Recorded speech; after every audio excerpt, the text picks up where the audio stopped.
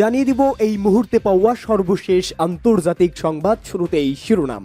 ইসরায়েলের বিদ্যুৎ উৎপাদন কেন্দ্রে ক্ষেপণাস্ত্র হামলা চালালো ইয়েমেনের সশস্ত্র বাহিনী। এরপরেই জানাবো ইয়েমেনে ইঙ্গো ও মার্কিন হামলায় আঞ্চলিক নিরাপত্তাহীনতা বেড়ে যাবে বলে ইরানের হুঁশিয়ারি। এদিকে সম্ভাব্য যুদ্ধবিরতির প্রথম ধাপে ৩৪ পণবন্দীকে মুক্তি দিতে হামাসের সম্মতি। এরপরেই থাকবে তুরস্ক আইএসকে পরাজিত করেছে বলে এরদোয়ানের বার্তা। এবং সর্বশেষ জানাবো অবরুদ্ধ গাজায় ১,০০০ মসজিদ ধ্বংস করেছে ইসরায়েল। এতক্ষণ শুনছিলেন সংবাদ শিরোনাম, এবারে বিস্তারিত। তবে তার আগে প্রতিদিনের আপডেট আন্তর্জাতিক সংবাদ সবার আগে পেতে ভিডিওটিতে একটি লাইক দিয়ে চ্যানেলটি সাবস্ক্রাইব করার অনুরোধ রইল।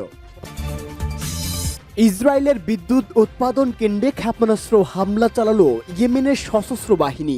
ইয়েমেনের সশস্ত্র বাহিনী ইহুদিবাদী ইসরায়েলের ভূমধ্যসাগর উপকূলীয় একটি বিদ্যুৎ উৎপাদন কেন্দ্রে হামলা চালানোর দায়িত্ব স্বীকার করেছে। গাজা উপত্যকায় দখলদার বাহিনীর চলমান হামলার প্রতিশোধ নিতে এই হামলা চালানো হয়েছে। ইয়েমেনের সশস্ত্র বাহিনীর মুখপাত্র ব্রিগেডিয়ার জেনারেল ইয়াহিয়া সারি গতকাল টেলিভিশনে সম্প্রচারিত এক বিবৃতিতে এই তথ্য জানিয়েছেন। তিনি বলেছেন, ইয়েমেনের ক্ষেপণাস্ত্র ইউনিট ইসরায়েলের হাদেরা শহরে অবস্থিত ওয়ার্ল্ড রবিন বিদ্যুৎ উৎপাদন কেন্দ্রে একটি ফিলিস্তিনি 2 হাইপারসোনিক ব্যালিস্টিক ক্ষেপণাস্ত্র দিয়ে হামলা চালিয়েছে। হামলাটি সাফল্যের সঙ্গে তার কাঙ্ক্ষিত লক্ষ্য অর্জন করেছে বলেও তিনি জানান। সারি বলেন, ইয়েমেনের জনগণ তাদের নেতৃত্ব ও সশস্ত্র বাহিনী নির্যাতিত ফিলিস্তিনি জাতির প্রতি তাদের ধর্মীয় নীতি ও মানবিক দায়িত্ব পালন করে যাবে।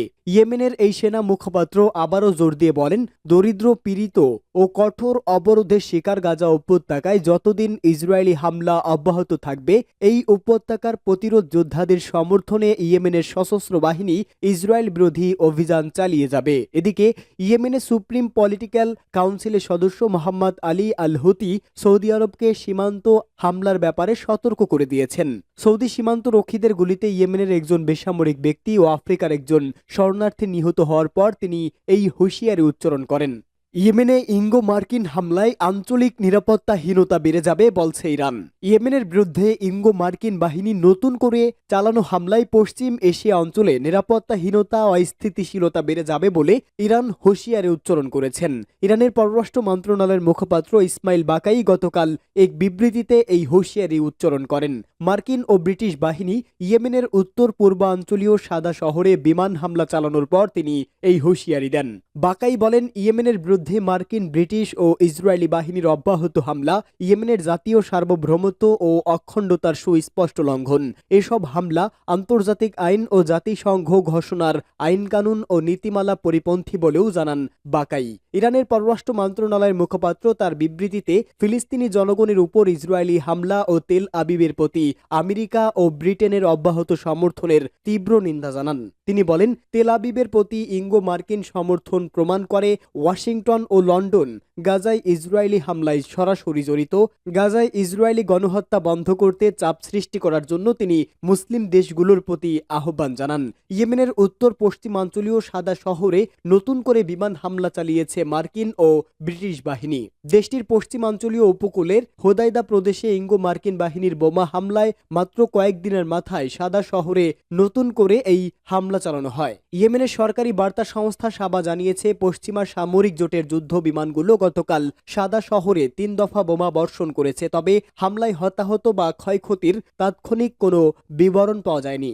সম্ভাব্য যুদ্ধবিরতির প্রথম ধাপে ৩৪ পণবন্দীকে মুক্তি দিতে হামাসের সম্মতি। ইহুদিবাদী ইসরায়েলের সঙ্গে সম্ভাব্য যুদ্ধবিরতি ও বন্দি বিনিময় চুক্তির আওতায় ৩৪ জন পণবন্দীকে মুক্তি দিতে নিজেদের সম্মতির কথা ঘোষণা করেছে ফিলিস্তিনের ইসলামী প্রতিরোধ আন্দোলন হামাস। সংগঠনটির একজন সিনিয়র কর্মকর্তা বার্তা সংস্থা এএফপিকে বলেছে, সম্ভাব্য যুদ্ধবিরতির প্রথম ধাপে ইসরায়েলের পক্ষ থেকে দেওয়া একটি তালিকা থেকে আরও ৩৪ জনকে মুক্তি দিতে সম্মত হয়েছেন।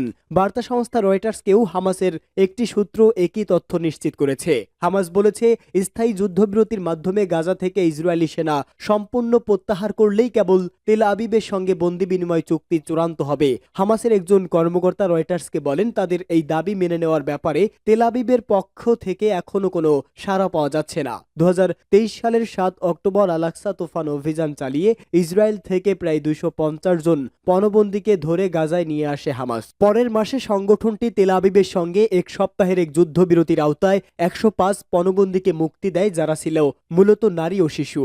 তুরস্ক আইএসকে পরাজিত করেছে বলে এরদোয়ানের বার্তা। তুরস্ক সন্ত্রাসী গোষ্ঠী আইএসকে আক্ষরিক অর্থে পরাজিত করেছে বলে দাবি করেছেন দেশটির প্রেসিডেন্ট রিসেপ তাইয়েপ এরদোয়ান। তবে ভূরাজনৈতিক পরিপ্রেক্ষিতে আঞ্চলিক পরিকল্পনার অংশ হিসাবে এই গোষ্ঠীকে পুনরায় ফিরিয়ে আনার চেষ্টা চলছে বলেও অভিযোগ করেন তিনি। ট্রাবজন প্রদেশে ক্ষমতাসীন একে পার্টির 8ম সাধারণ প্রাদেশিক কংগ্রেসে দেওয়া বক্তৃতায় এসব কথা বলেন এরদোয়ান। খবর ডেইলি সাবার। তিনি আরো বলেন, তুরস্ক উৎস থেকে সন্ত্রাসবাদ নির্মূল করার কৌশলে একটি উল্লেখযোগ্য সাফল্য অর্জন করেছে। তুরস্ক কুর্দি সন্ত্রাসী গোষ্ঠী পিকেকের সঙ্গে সংশ্লিষ্ট ওয়াইপিজিকে দেশের সীমান্ত থেকে সরিয়ে দিয়েছে বলেও দাবি করেন তিনি। সন্ত্রাস বিরোধী অভিযানের মাধ্যমেই এটি সম্ভব হয়েছে বলেও তিনি উল্লেখ করেন। এ সময় এরদোয়ান অঙ্গীকার করেন, ঐক্য ও সংহতির মাধ্যমে তুরস্ককে সন্ত্রাস মুক্ত করার লক্ষ্য অর্জন করতে হবে, যেখানে সংঘাত, সহিংসতা ও অস্থিতিশীলতা সম্পূর্ণরূপে অতীতের বিষয়ে পরিণত হবে। তুর্কি প্রেসিডেন্ট বলেন, অস্ত্র, সহিংসতা, সন্ত্রাসবাদ এবং সাম্রাজ্যবাদীদের মদদে বিভাজনের কৌশলের উপর নির্ভর করার যুগ এখন পুরোপুরি শেষ হয়ে গেছে। তিনি আরো বলেন, তুরস্কের ভাই ও বোনদের মধ্যে নতুন দেওয়াল তৈরি করতে দেওয়া হবে না, যাদের সঙ্গে তারা একই জমি ভাগ করে নিয়ে 1000 বছর ধরে পাশাপাশি বসবাস করছেন।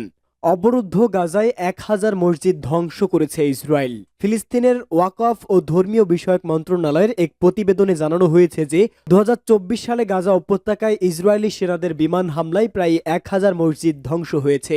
প্রতিবেদন অনুযায়ী গত বছর ইসরায়েলি সেনারা 966টি মসজিদ ধ্বংস করেছে। এর মধ্যে 815টি মসজিদ পুরোপুরি ধ্বংস হয়েছে এবং 151টি মসজিদ আংশিকভাবে ধ্বংস করা হয়েছে।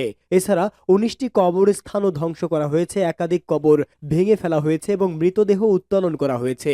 বিমান হামলায় 3টি গির্জাও ধ্বংস করা হয়েছে।